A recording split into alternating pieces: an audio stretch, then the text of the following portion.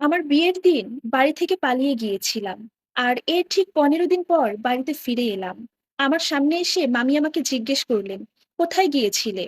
বাড়ি থেকে কোন মেয়েরা পালায় জানো? এতদিন কোথায় ছিলে? এই কথা বলে আমার গালে ঠাস করে একটা থাপ্পড় দিলেন।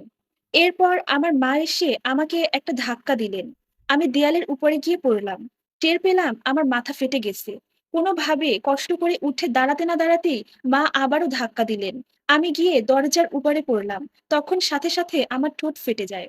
ওই মুহূর্তে মামা আসলো লাঠি নিয়ে আমাকে মারার জন্য। ঠিক তখনই মামি আমার চুলের মুঠি ধরে টানতে টানতে আমাকে সেখান থেকে নিয়ে গেল। মামি আমাকে নিয়ে একটা ঘরে বন্দি করে দিল। তখন আমার খুব খারাপ লাগছিল। কারণ আমার মাথা এবং ঠোঁটে আমি প্রচন্ড ব্যথা পাচ্ছিলাম। ওই মুহূর্তে দরজার বাইরে শুনতে পাচ্ছিলাম আমার মা আর আমার মামা আমাকে খুব বকাঝকা করতেছে। আমার মামা আমার মাকে চিৎকার করে বলছিল, তোকে তো বলেছিলাম এই মেয়েকে বিদায় করে দিতে, কিন্তু দেখ তুই এই মেয়েকে তোর কাছে রেখে দিয়েছিলি, আর এখন তোর মেয়েটা সমাজে আমাদের মুখ পুড়িয়েছে। না জানি এই ১৫ দিন কোথায় ছিল। মা তখন বলল, মেয়েটা ঠিক ওর বাবার মতো হয়েছে, না জানি কার সাথে রাত কাটিয়েছে। তখন আমার মামা বলল, ওকে এই বাড়িতে জায়গা দেওয়া যাবে না, ওকে আমরা এই বাড়িতে রাখবো না। আমি যতদূর বুঝতে পারতেছি ওর শরীর এখন অপবিত্র। পাশ থেকে মামিও তখন বলে উঠলো, ওর জন্য সমাজে মুখ দেখাতে পারছি না। আশেপাশে সবাই জিজ্ঞেস করতেছে, তোমাদের বাড়ির মেয়ে নাকি বিয়ের দিনে পালিয়ে গিয়েছে। আমাকে খুব বকাঝকা করছিল তখন, আমাকে নিয়ে অনেক বাজে বাজে ভাষায় কথা বলছিল। এর এক পর্যায়ে মামি বলে উঠলো, তোমরা এবার থামো, যা হওয়ার তো হয়ে গেছে। আশেপাশের লোকজন হা করে তাকিয়ে আছে। আর লোকজনের তো স্বভাব তিলকে তাল করা। সবাই গিয়ে ঘুমিয়ে পড়ো, কালকে এই অলক্ষীকে ঘর থেকে বিদায় করব।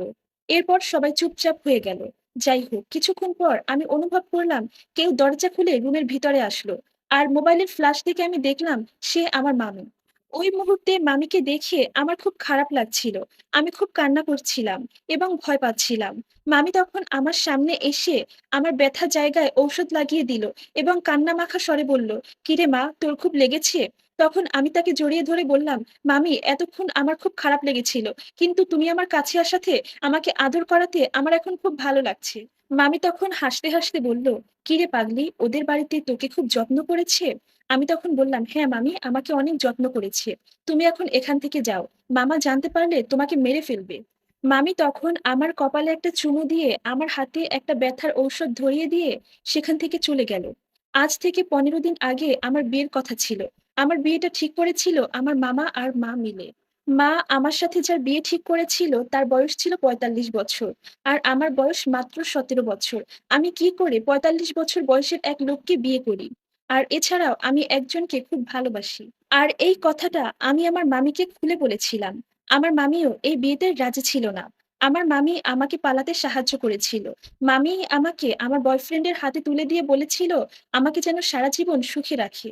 আমার মামি আমার বয়ফ্রেন্ড শিহাবের হাতে আমাকে তুলে দিয়ে বলল, তোমরা এখান থেকে পালিয়ে যাও। এই কথা শুনে শিহাব চমকে উঠল। তারপর আমরা চুপি চুপি সেখান থেকে পালিয়ে গেলাম। মামি পালানোর আগে আমাদেরকে বলেছিল, তোমরা একসাথে থাকার আগে অবশ্যই বিয়ে করে নিবে। এইদিকে আমার সাথে যার বিয়ে ঠিক হয়েছিল, যখন তারা জানতে পারে আমি বাড়ি থেকে পালিয়ে গিয়েছি, তখন তারা অনেক অপমান অপবাদ দিয়ে বাড়ি থেকে বিয়েটা ভেঙে চলে যায়। অন্যদিকে আমি আমার বয়ফ্রেন্ডকে বিয়ে করে নেই। বিয়ের পরে আমি আমার স্বামীকে বলি, আমি তো ভেবেছিলাম তোমাকে আমি হারিয়ে ফেলেছি। এই বলে খুব কান্নাকাটি করলাম। তখন আমার স্বামী আমাকে বলল, তোমাকে আমি কখনো হারাতে দিতাম না। তোমাকে আমি অনেক ভালোবাসি। তুমি আমার শূন্য পকেটে আমার পাশে ছিলে। যাই হোক, এভাবেই সেই রাতটা পার হয়ে যায়। পরের দিন সকালবেলা আমার মা এসে আমাকে বন্দি রুম থেকে চুলের মুঠি ধরে বের করে এবং বলে, অলক্ষী অপয়া মেয়ে, তুই এখন এই বাড়ি থেকে বের হয়ে যাবি। মা বলল, কোন ছেলের সাথে নষ্টামি করেছিস? সেই ছেলে এখন আর তোকে মেনে নিচ্ছে না, তাই কুল কিনারা না পেয়ে বাড়িতে চলে আসছিস? তোর তো এই বাড়িতে কোনো জায়গা হবে না। মামা বলল, সমাজের মানুষ জানাজানির আগেই তুই এখান থেকে চলে যা। তখন আমি মা আর মামাকে বললাম, তোমাদের সাথে আমার কিছু কথা আছে।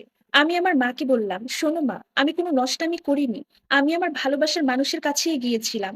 তখন আমার মা বলল, তাহলে তুই একা আসছিস কেন? কোথায় তোর ভালোবাসার মানুষ? এসব কথা বলে তখন মা আমাকে ঘাড় ধাক্কা দিয়ে দরজার বাইরে বের করে দেয়।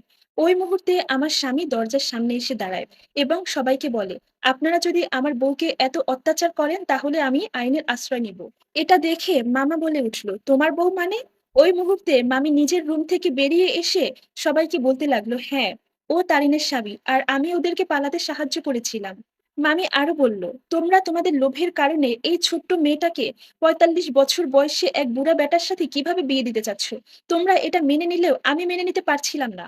আর তাই আমি ওদেরকে পালাতে সাহায্য করেছি। শিহাবের সাথে তারিনের শরিয়ত মোতাবেক বিয়ে হয়েছে। তাই অন্যের বউকে অত্যাচার করার অধিকার তোমাদের নেই। তখন আমার স্বামী আমাকে বলল, চলো এখান থেকে আমরা চলে যাই, আর কখনো এখানে ফিরে আসবো না। তখন আমার মা আমাদেরকে অনেক বাধা দেওয়ার চেষ্টা করেছিল। বলেছিল, আমাকে মাফ করে দাও তোমরা, আমরা বুঝতে পারিনি। সবাইকে বলতে চাই, মেয়ে বিয়ে দেওয়ার আগে অবশ্যই যাচাই বাছাই করে নিবেন যে আপনাদের মেয়ে অন্য কোনো ছেলেকে ভালোবাসে কিনা।